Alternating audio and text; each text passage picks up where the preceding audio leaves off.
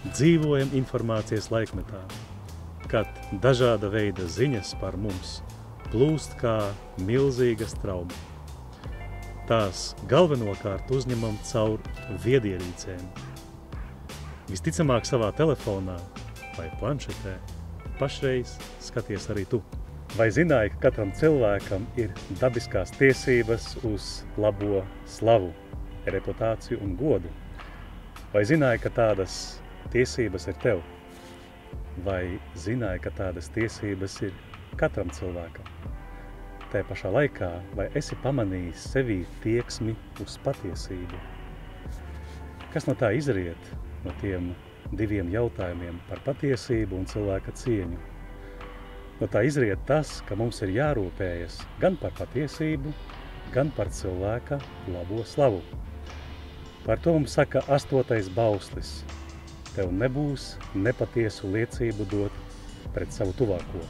Varbūt, lai saprastu, kā mums vajadzētu parūpēties par tām lietām, varētu padomāt, kāda rīcība pārkāpja vai liek mums pārkāpt 8. bausli.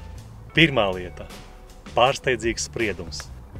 Tas notiek tad, kad bez pietiekoša pamata, pat neapliecinot to ar vārdiem, es izveidoju ideju savā galvā par tuvākā morālisko trūkumu. Otrā lieta – aprunāšana. Un aprunāšana notiek tad, kad es bez objektīvā iemesla atklāju kāda cilvēka morālisko trūkumu tam, kas to nezina. Trešā lieta – apmelošana.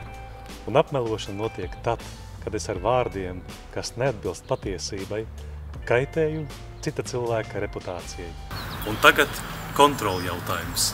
Kā mēs varētu parūpēties gan par patiesību, gan par cilvēka labo slavu?